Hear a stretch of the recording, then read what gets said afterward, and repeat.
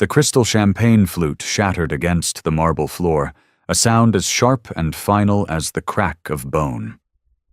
Amelia's hand flew to her cheek, the sting blossoming into a furious, throbbing heat that echoed the shock in her heart.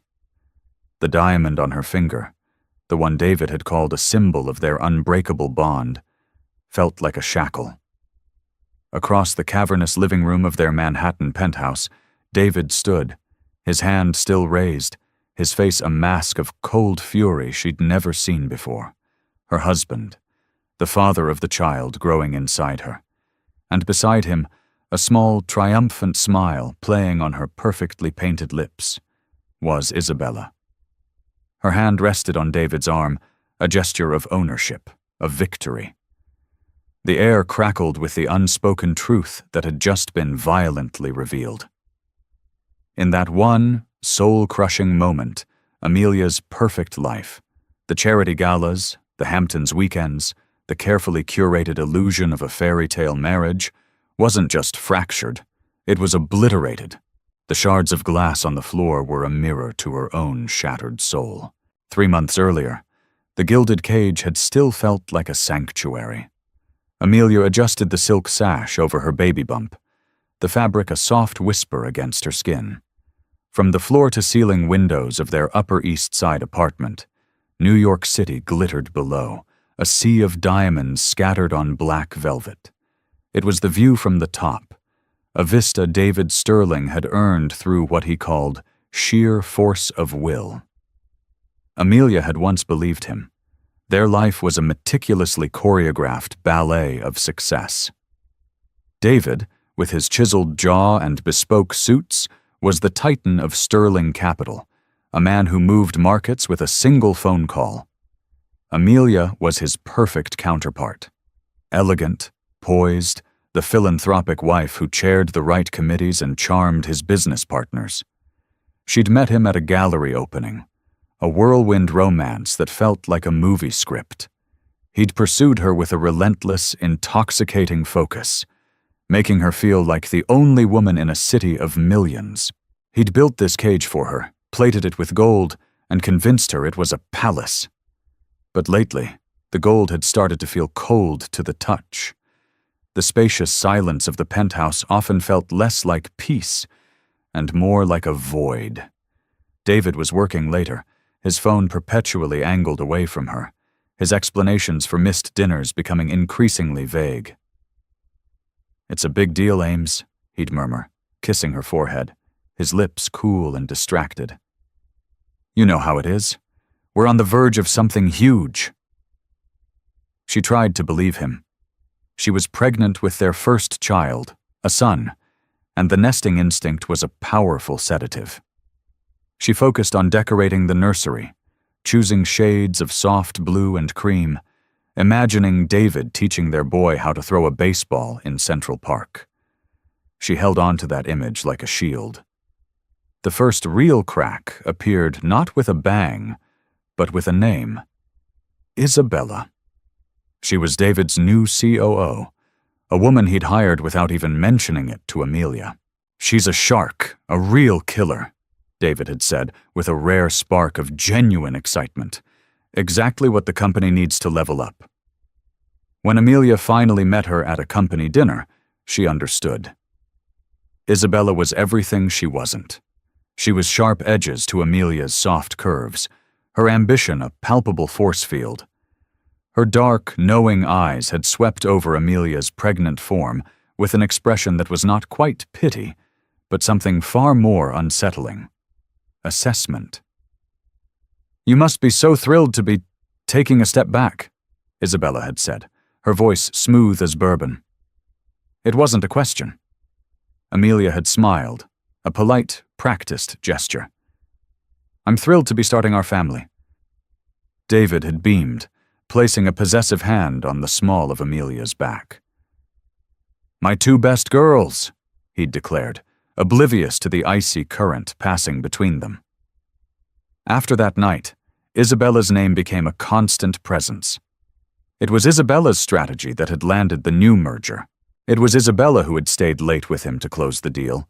It was Isabella's idea to host a celebratory gala at their penthouse. "Isn't that a bit much?" Amelia had asked, feeling a prickle of unease. "Our home?" "It's a power move, Ames," David had explained, his tone laced with a faint condescension she was beginning to recognize. "It shows them we're not just a company, we're an empire, and you're the queen." But as she stood overseeing the caterers for that very gala, the title felt hollow. She was a glorified event planner in her own home, a prop for the man she loved. She'd caught David on the phone earlier, his voice low and intimate in a way it hadn't been with her for months. He'd hung up the second she entered the room, a flicker of something, guilt, annoyance, crossing his face before being replaced by a dazzling smile.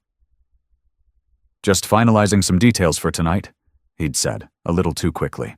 Now, as guests began to arrive, their laughter echoing off the marble floors, Amelia plastered on her own smile. She was Mrs. Sterling, the gracious hostess, the expectant mother. She moved through the crowd, accepting congratulations and compliments on the decor, all while a cold dread coiled in her stomach.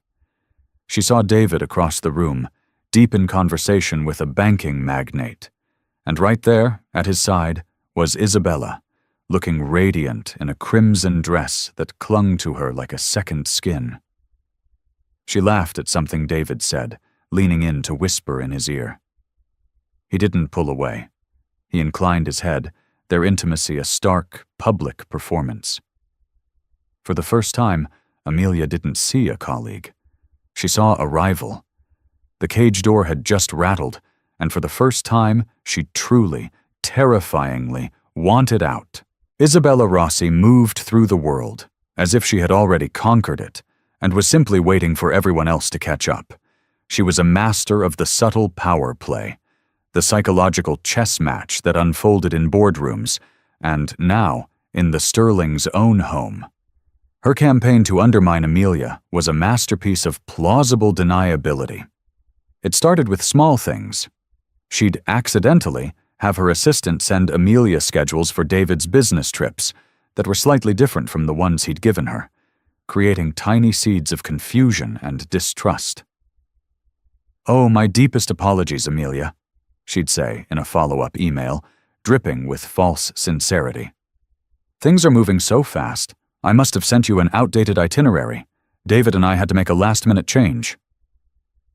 David and I. The words were always linked, a casual branding of their partnership. Then came the gifts. Isabella would send bouquets of lilies to the apartment, exquisite, funereal white lilies, knowing full well Amelia was allergic. When Amelia would start sneezing, David would be annoyed. "Ames, it's a nice gesture. Don't be so sensitive." Isabella had positioned herself as thoughtful, and Amelia as ungrateful and difficult. The battleground was often David's perception. Isabella cultivated an image of herself as the indispensable woman who understood the pressures of his world in a way a stay-at-home wife never could. She'd text him late at night with urgent work questions, pulling his attention away when he and Amelia were finally having a quiet moment together. If Amelia protested, David would sigh, exasperated. "This is business, Amelia. This is what it takes to pay for all of this." He'd gesture around the opulent penthouse, a gilded reminder of what she stood to lose. The psychological warfare escalated. At a dinner with investors, Amelia, who had a degree in art history, was discussing a recent exhibition at the Met. Isabella waited for a pause, and then, with a light, dismissive laugh, said, "It's so charming how you have time for such lovely hobbies, Amelia. My idea of art lately is the beauty of a perfectly executed hostile takeover." The investors chuckled. David squeezed Isabella's shoulder in appreciation. In one clean stroke, Isabella had painted Amelia as a frivolous dilettante, and herself as David's intellectual and professional equal. Amelia felt like she was losing her mind. Every attempt to voice her concerns to David was met with accusations of jealousy, or paranoia. "Are you seriously threatened by my COO?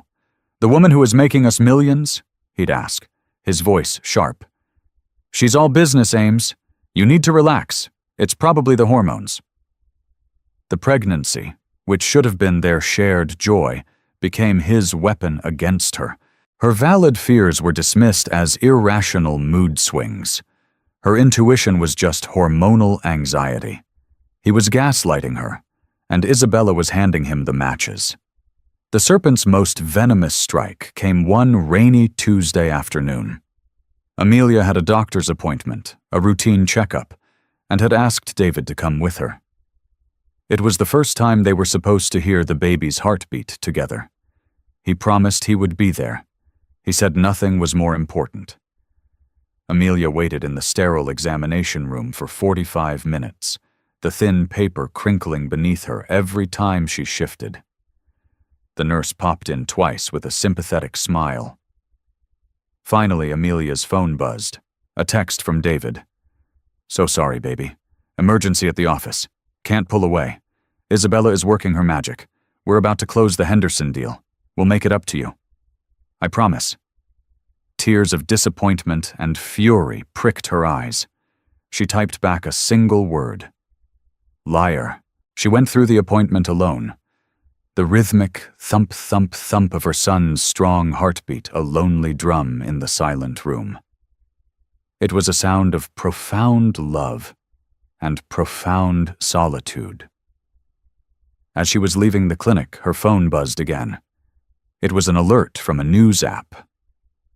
The headline read, "Sterling Capital CEO David Sterling and COO Isabella Rossi spotted celebrating at Jean-Georges."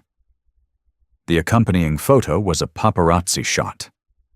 David and Isabella were clinking champagne glasses, their heads close together, his eyes locked on her with an intensity she hadn't seen directed at herself in years.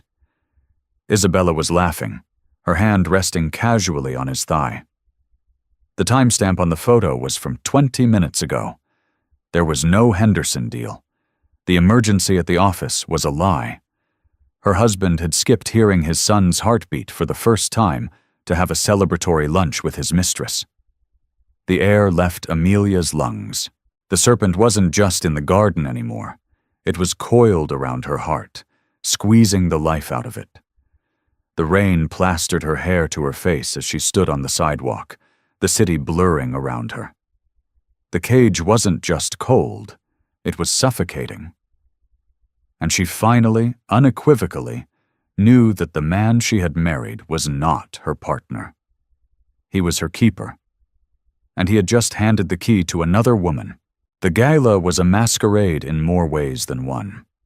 Guests in designer masks and glittering gowns mingled, their laughter echoing through the penthouse, but Amelia saw only the masks everyone wore every day.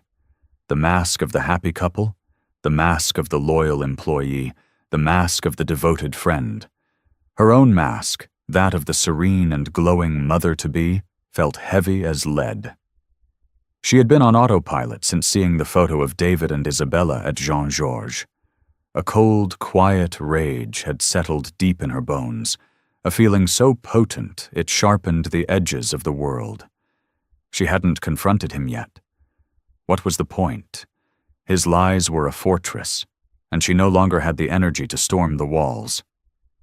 Tonight, she decided, would be her final performance as the dutiful Mrs. Sterling.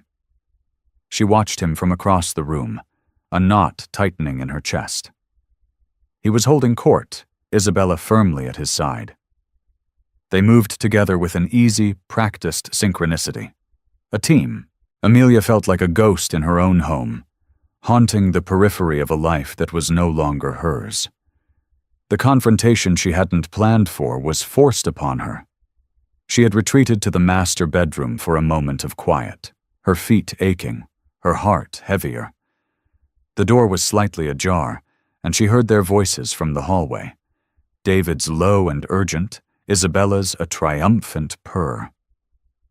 "She's getting suspicious, David, the way she looks at me," Isabella was saying. "Don't worry about Amelia." David's voice was dismissive, almost cruel. She's emotional, pregnant. She knows which side her bread is buttered on. She's not going to do anything to jeopardize this. And what about after the baby comes? Isabella pressed. I'm not going to be your dirty little secret forever. You won't be, David said, his voice dropping to that intimate tone that made Amelia's stomach clench. Just be patient. The prenup is ironclad, but a messy divorce with a newborn, it's bad optics. Once the baby is a few months old, I'll handle it. I'll give her a settlement that will keep her quiet and comfortable, and then you and I can have everything. Amelia's blood ran cold.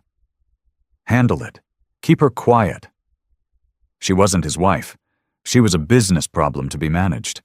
Her son wasn't their child. He was a logistical hurdle in David's affair. She didn't know what propelled her out of the room. It was a primal, instinctual force, the protective rage of a mother. She walked back into the living room, her eyes locking on David. The guests, the music, the city lights, it all faded to a dull roar. She walked straight up to him, her voice trembling but clear. I want everyone to leave. Now. The chatter faltered. Heads turned. David's smile froze. Amelia, what are you talking about? Are you not feeling well? He tried to put his arm around her, a public show of concern. She flinched away from his touch, as if burned. Don't touch me. She turned to Isabella, the venom she'd been swallowing for months finally rising. And you, get out of my house. Isabella's eyes widened in feigned innocence. Amelia, I think you're overwrought. Get out. Amelia's voice was a shriek, raw and ragged. David's face darkened. He grabbed her arm, his fingers digging into her skin. Stop it! You're making a scene! A scene? Amelia laughed, a broken, hysterical sound. You're sleeping with her. You skipped hearing our son's heartbeat to have lunch with your mistress. You want a scene, David? Here it is! His eyes darted around the room, seeing the shocked faces, the whispering guests. His entire world, the empire built on image and reputation, was imploding. And it was her fault. You have no idea what you're talking about, he hissed, his face inches from hers. You're hormonal and hysterical. I heard you, she shot back, tears streaming down her face now. In the hall, you're going to handle me? Keep me quiet and comfortable? Was that the plan? The last vestiges of his control snapped. In that moment, she was not his wife, the mother of his child. She was the single greatest threat to his carefully constructed universe. All his rage, his narcissism, his cornered animal panic coalesced into one singular, violent impulse. He drew his hand back and slapped her. The sound was a thunderclap in the suddenly silent room. The shock on the guests' faces was a horrifying tableau. Amelia stumbled back, her hand flying to her cheek, the pain a white-hot explosion. But the most searing image was the one she saw over David's shoulder. Isabella. Her mask of concern had fallen away, replaced by a look of pure, unadulterated triumph. A small, proud smile graced her lips as she watched her rival fall. She had won. David stood, chest heaving, his hand still tingling. He looked from Amelia's horrified, tear-streaked face to the silent, judging eyes of his investors and friends. He had just detonated his own life. Amelia's eyes, clear and blazing with a pain that had burned away all fear, met his. It's over, David, she whispered, her voice a low, steady promise of retribution. Then, with a final, contemptuous look at Isabella's smiling face, she turned and walked away, leaving the ruins of her marriage and the shattered pieces of her heart scattered across the marble floor. The silence in the chauffeured car was more deafening than the screaming had been. After Amelia had walked away, a mass exodus of guests had followed, their hushed, scandalized whispers trailing behind them. David had instructed his driver to take Amelia to their Hamptons house, an edict delivered without looking at her. It wasn't a suggestion. It was a banishment. He needed her out of sight while he performed damage control. Amelia sat staring out at the blurred lights of the Long Island Expressway, her cheek still throbbing, a dull ache that radiated down to her soul. The slap was a physical manifestation of years of emotional blows she had ignored. The gaslighting, the dismissiveness, the isolation. It had all been leading to this. He hadn't just hit her, he had revealed himself. The charming, ambitious man she'd married was a facade. Beneath it was someone hollow, cruel and weak. She spent the first 24 hours in the cavernous, empty beach house, in a state of shock, moving from room to room like a phantom. She didn't cry. The pain was too deep for tears. It was a cold, hard knot in the center of her being. Her baby kicked, a small, insistent flutter, and for the first time, the feeling didn't bring a smile. It brought a terrifying clarity. She was not just a wronged wife, she was a mother. Her son would not be raised by that man. He would not grow up in a house built on lies and cruelty. That thought was the spark. The next morning, fueled by a resolve she didn't know she possessed, Amelia started to fight back. Not with emotion, but with intellect. She had been the art history wife, the decorative piece. David and Isabella had underestimated her. That was their first mistake. She started with David's home office, a place she usually avoided. It was his domain, filled with mahogany and the scent of expensive cigars. She ran her fingers along the spines of his leather-bound books, but her target was the sleek silver laptop on his desk. She knew his password. It was the anniversary of the first deal he ever closed, a date he revered more than their own wedding anniversary. Once inside, she didn't look for emails or texts about the affair. That was the emotional wound. She needed the strategic weapon. She started digging into the company files he'd synced to his personal computer. As the wife of the CEO, she'd sat through countless boring dinners, listening to him boast about his wins. She'd absorbed more about finance and corporate strategy than he ever gave her credit for. She spent hours, then days, sifting through spreadsheets, investment portfolios, and encrypted folders. Her initial search was for his true net worth, evidence for the divorce proceedings she knew were coming. But she found something more. She found a pattern, a series of offshore accounts in the Cayman Islands, a shell corporation named IR Investments, IR Isabella Rossi. Amelia's heart hammered against her ribs. This wasn't just an affair, it was a conspiracy. David was siphoning money from Sterling Capital, millions of dollars, and funneling it into a company controlled by his mistress. It was brazen, arrogant, and highly illegal.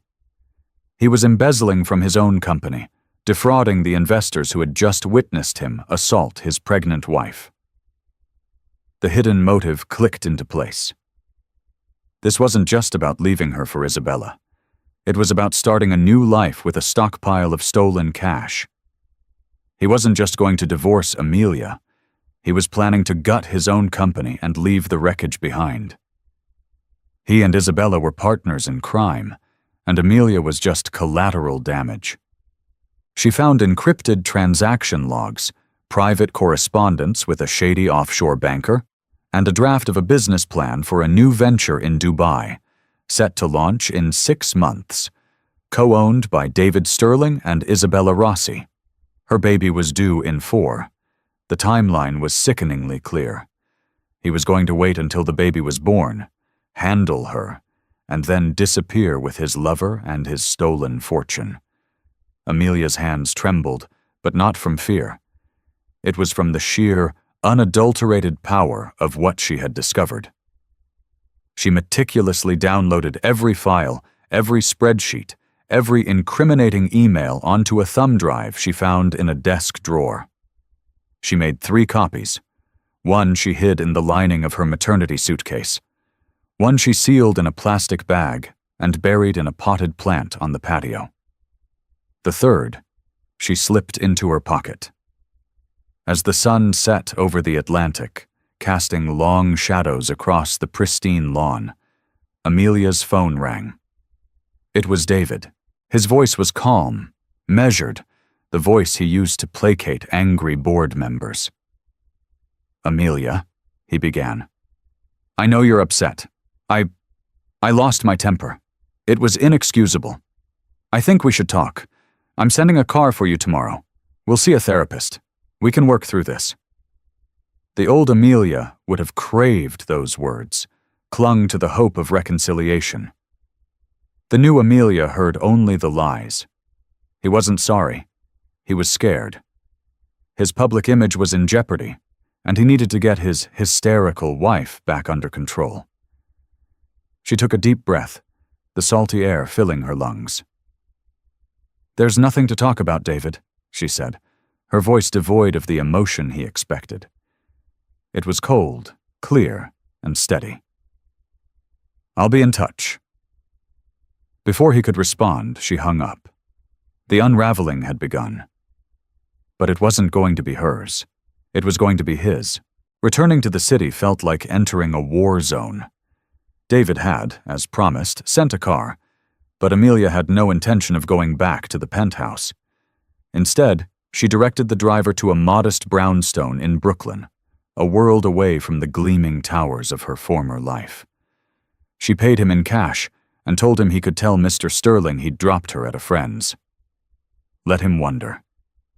Let him feel a sliver of the uncertainty she had lived with for months.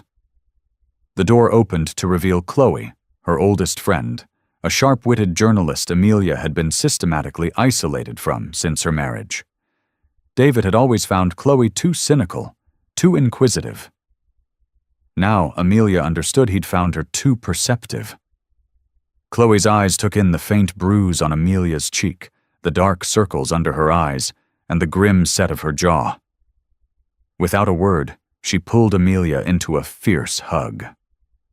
"I've got the guest room ready," she whispered. "And I made lasagna." In the safety of Chloe's cozy, book-filled apartment, Amelia finally allowed herself to break. The tears she hadn't shed in the Hamptons came in a torrent, a storm of grief for the man she thought she'd married and the life she'd lost. Chloe just held her, letting her pour out the whole sordid story.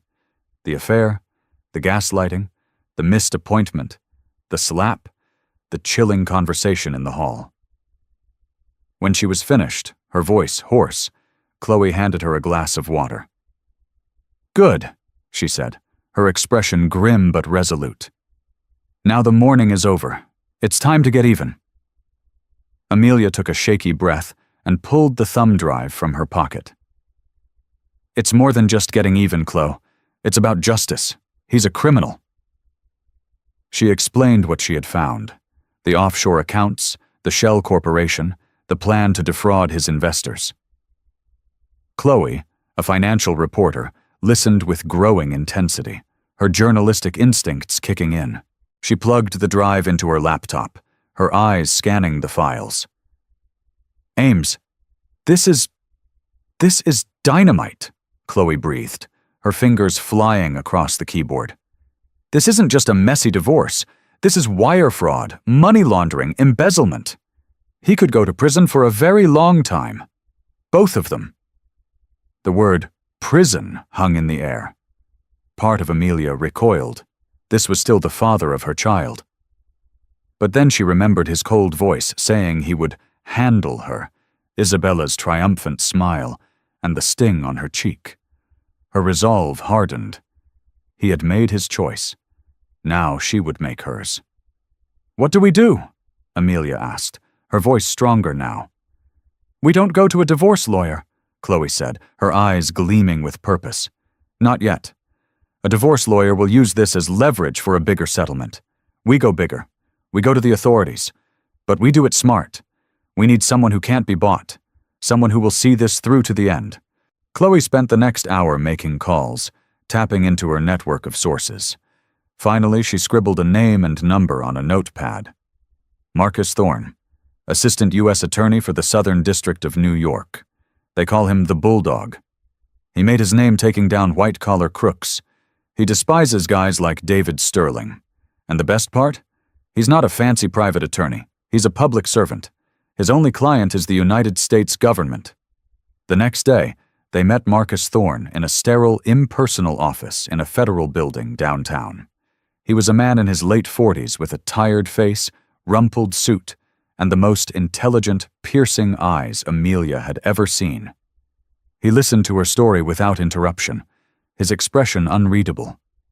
Amelia, who had once charmed rooms full of billionaires, found herself nervous, but she told him everything, her voice steady, presenting the facts calmly and concisely. When she finished, she slid the thumb drive across the table. Thorne picked it up, weighing it in his hand as if it were a weapon. "Mrs. Sterling," he said, his voice a low gravel. "Are you aware of the implications here? If we pursue this, your husband's assets will be frozen. Your life will become a matter of public record. It will be ugly." "My life is already ugly, Mr. Thorne," Amelia replied, meeting his gaze. "I'm aware of what he stands to lose. I'm more concerned with what he's already taken from me and what he planned to take from his investors. And I will not have my son's last name be associated with a man who got away with it."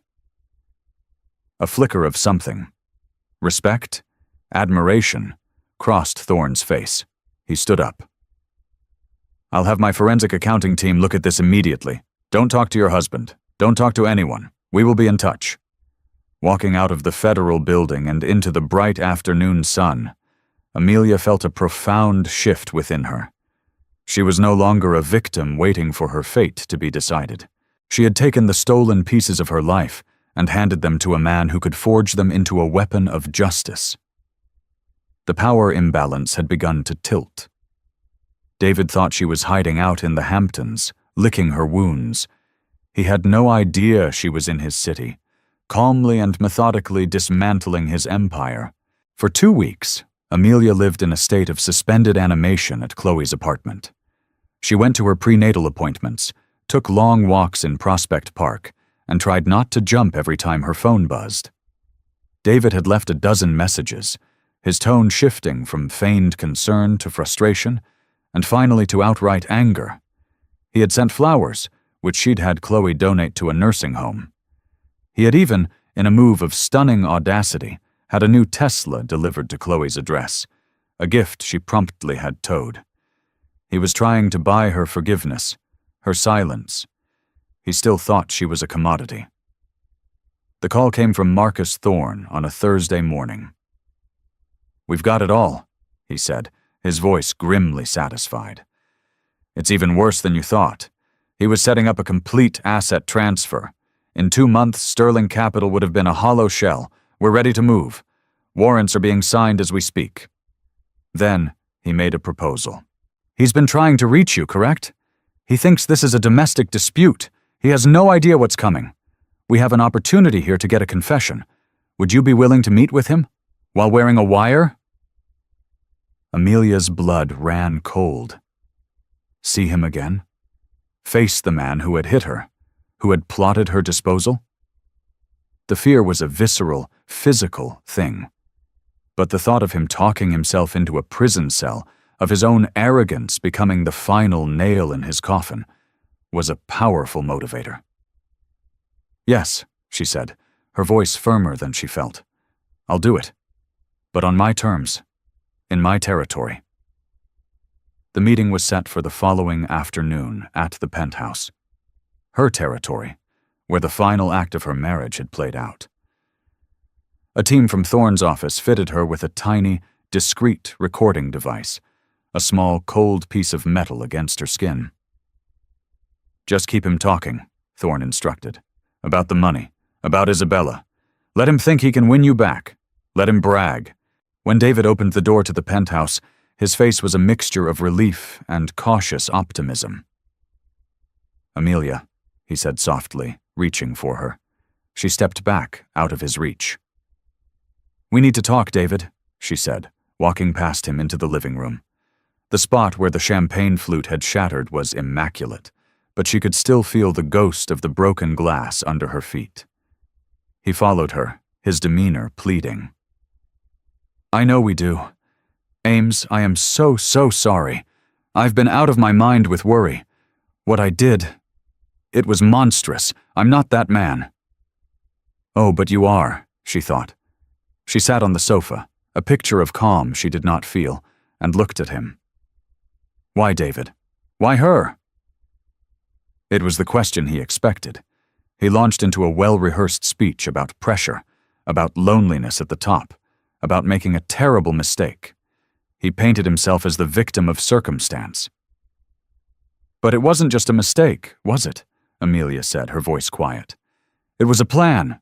He frowned, confused. "What plan?" "IR Investments," she said, letting the name drop into the conversation like a stone. He froze.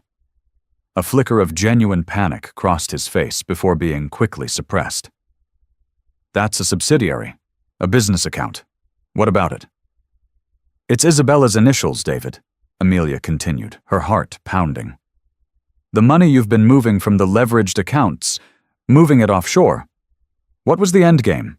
Were you going to leave the company and the country high and dry?" He stared at her, utterly stunned. This was not the conversation he had prepared for. He had expected tears and recriminations, not forensic accounting questions. His mind was racing, trying to figure out how she could possibly know. He fell back on his old tactics, denial and condescension. "Amelia, you don't understand the complexities of my business," he said, forcing a laugh. "You're getting worked up over standard corporate structuring. I was moving that money to protect it, for us, for our future. I was building a nest egg that no one could touch." "For our future?" she pressed. "Or for your future with her? The one you were going to start in Dubai in 6 months after you'd handled me?" His face went white. She knew. He didn't know how, but she knew everything. His entire demeanor changed. The pleading husband vanished, replaced by the cornered predator. "You have no idea what you're messing with," he snarled, taking a step toward her. "You went snooping. Did you really think you could outsmart me?" "I didn't have to," she said, standing her ground. "You were just that arrogant." He laughed, a cold, ugly sound. "Okay, fine. So you know. What are you going to do? Tell some divorce lawyer? I'll bury you in court. I will prove you're an unfit mother. I will take our son, and you will never see him again. I own the best lawyers, the best PIs. I will ruin you." She looked him dead in the eye. "You think this is about a settlement?" "It's always about the settlement," he sneered. "So let's hear it. What's your price? What does it take to keep you quiet?" "It's funny," Amelia said, a slow, sad smile touching her lips. "The U.S. Attorney's Office asked me the same thing." The color drained from his face. At that exact moment, the penthouse door burst open. Marcus Thorne strode in, flanked by 2 FBI agents, their badges displayed. "David Sterling," Thorne said, his voice booming in the suddenly silent room. "You're under arrest for conspiracy to commit wire fraud, money laundering, and embezzlement." David stared at Amelia, his face a mask of disbelief and pure, unadulterated hatred. He looked at the wire she now revealed, a small, blinking light on her chest. He had walked right into the trap, his own ego the bait. As the agents cuffed him, his eyes, wild and furious, locked on hers. He had held all the power, all the cards. And in one stunning, breathtaking reversal, she had taken it all away. He wasn't the master of the universe anymore.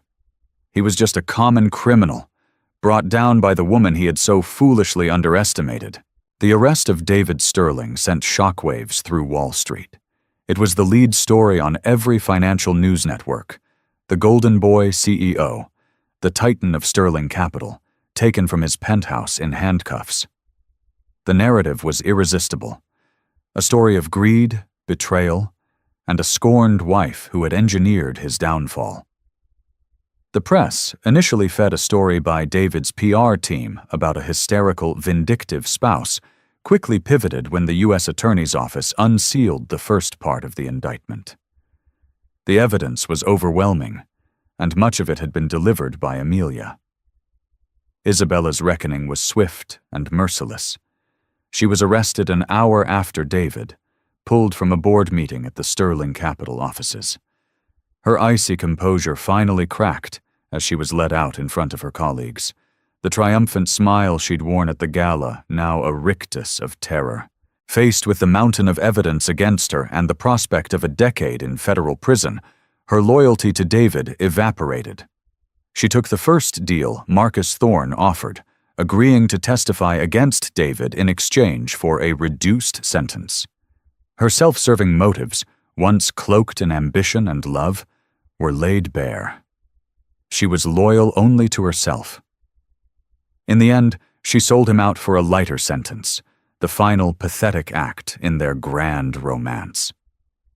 For Amelia, the aftermath was a whirlwind of legal meetings and media scrutiny. She was the star witness in the government's case. David's high-priced legal team tried to paint her as a liar, a woman motivated by jealousy and greed. They brought up her art history degree, her role as a stay-at-home wife, trying to portray her as too unsophisticated to understand the documents she'd uncovered. But on the witness stand, Amelia was unshakable. Guided by Thorne, she calmly and clearly detailed David's manipulation, his gaslighting, and the financial crimes she had painstakingly pieced together. She spoke not with the fury of a wronged woman, but with the cold, hard clarity of truth. When David's lawyer tried to intimidate her, asking snidely, "Isn't it true, Mrs. Sterling, that you were simply angry your husband was leaving you for a more successful woman?" Amelia looked past him, directly at the jury. "I was angry that my husband hit me," she said, her voice ringing with quiet power. "I was angry that he dismissed my concerns about our unborn child as hormonal hysteria. And I was furious when I discovered that the man I had built a life with was a thief, stealing from the very people who trusted him. This isn't about my marriage, it's about his crimes." You could have heard a pin drop. The jury saw her not as a vengeful ex-wife, but as a woman of immense courage and integrity. David's empire crumbled. With his assets frozen and the company's reputation in tatters, Sterling Capital went into receivership. The investors whose money he had tried to steal became his most vocal critics. The friends who had once clamored for an invitation to his parties now pretended they barely knew him. The entire edifice of his life, built on a foundation of lies and intimidation, collapsed under the weight of a single, undeniable truth. The verdict came after only 6 hours of deliberation. Guilty on all counts. David Sterling, the master of the universe, was sentenced to 15 years in a federal penitentiary. As he was led from the courtroom, his face was pale, his arrogance finally extinguished, replaced by the hollow look of a man who had lost everything. His eyes met Amelia's for a fleeting second. There was no anger left, only a vast, empty expanse of defeat. He had underestimated her, and it had cost him his freedom. Amelia walked out of the courthouse, not into the arms of a new lover or into a waiting limousine, but to a waiting taxi, alone. Chloe met her at the apartment with a hug. There was no champagne, no celebration. There was only a quiet, profound sense of release. It wasn't a victory, it was a reclamation. She had reclaimed her dignity, her sanity, and her future. As she placed a hand on her stomach, her son kicked, a strong, steady rhythm. He would be born in a few weeks, and he would be born free. His last name would be his mother's. 5 years later, the salt-tinged air of Charleston, South Carolina, was a world away from the stale, recirculated air of a Manhattan penthouse. Amelia, now known by her maiden name, Amelia Hayes, pushed her 4-year-old son, Leo, on a swing in a sun-dappled park. His laughter, bright and carefree, was the only currency that mattered to her now. After the trial, She had wanted nothing more than to disappear. The settlement she received from the dissolution of David's assets was substantial, but she used most of it to create a foundation that provided legal aid to victims of domestic abuse and financial fraud, a quiet act of turning her pain into purpose. She kept enough to start over, to buy a modest, historic house with a sprawling garden in a city where no one knew the name Sterling. She had rebuilt her life not on the grand scale she had once known, but on a foundation of authentic, quiet joys. She ran a small, successful art gallery downtown, a place that celebrated local artists. It didn't make headlines in the Wall Street Journal, but it filled her with a sense of accomplishment David's reflected glory never had. Her life was smaller, but it was infinitely more real. It was hers. Leo was a whirlwind of energy and curiosity, a boy with her eyes and a spirit entirely his own. She was raising him to be kind, to be honest, to respect women, to be everything his father was not. She had answered his questions about his father simply and without bitterness. He made some very bad choices, she'd explained, and now he has to live somewhere else for a long time. Leo had accepted it with the simple logic of a child. His world was here, with his mother in the sunshine. Her friendship with Chloe was stronger than ever. Chloe often flew down for weekends, marveling at the transformation. "You're a different person, Ames," she'd said on her last visit, watching Amelia potting geraniums, her hands covered in dirt. "You're happy." And she was. It wasn't the giddy, performative happiness of her old life. It was a deep, abiding peace that came from self-reliance and hard-won freedom. Love had found her again, not in a whirlwind of intoxicating promises, but in the slow, steady rhythm of shared coffee and easy conversation. His name was Ben, a local architect who had helped her with some renovations on the gallery. He was kind, grounded, and he had a gentle smile that reached his eyes. He knew her story. In a small town, secrets were hard to keep, but he saw her, not her past. He loved her for the woman she was, not the wife she had been.